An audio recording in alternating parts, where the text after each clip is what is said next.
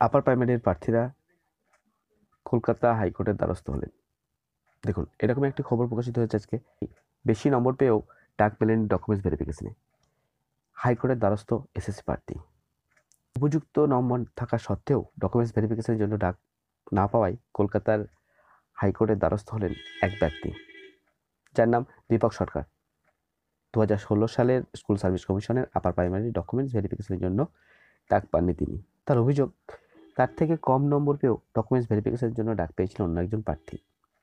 ওই প্রার্থীর নাম গোবিন্দ মণ্ডল। এই অভিযোগে গতকাল কলকাতা হাইকোর্টে মামলা করেন দীপক।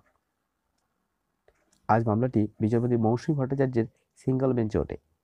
বিষয়টি নিয়ে স্কুল সার্ভিস কমিশনের আইনজীবী কনককিরণ বন্দ্যোপাধ্যায় জানান, যদি সত্যিই কোনো ভুল হয়ে থাকে তাহলে ওই প্রার্থীকে সুযোগ দেওয়া হবে। মামলাকারীর আইনজীবী সৌম্য মজুমদার ও অনিন্দ বসু বলেন যে দীপক সরকার ভূগোলের হবু শিক্ষক।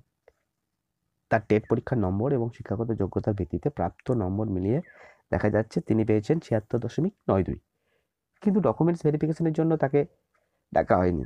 অন্যদিকে গোবিন্দর প্রাপ্ত নম্বর 76.2 হওয়ার সত্ত্বেও তিনি ডাক পেয়েছেন। দুজনেই কিন্তু এসসি ক্যাটাগরির প্রার্থী। ডকুমেন্টস ভেরিফিকেশনের পরেই পার্সোনালিটি টেস্টের জন্য একজন প্রার্থীকে ডাকা হয় 1:4 অনুপাতে।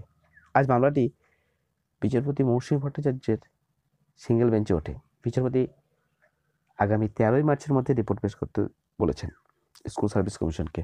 পাশাপাশি মামলাটির পরবর্তী শুনানি হবে 14ই মার্চ।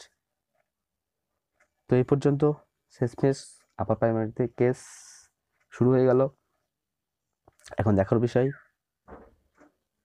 এই কেসটি কোন দিকে যায়, এবং একটিও নয়, এই ধরনের কেস অনেক হওয়ার সম্ভাবনা রয়েছে।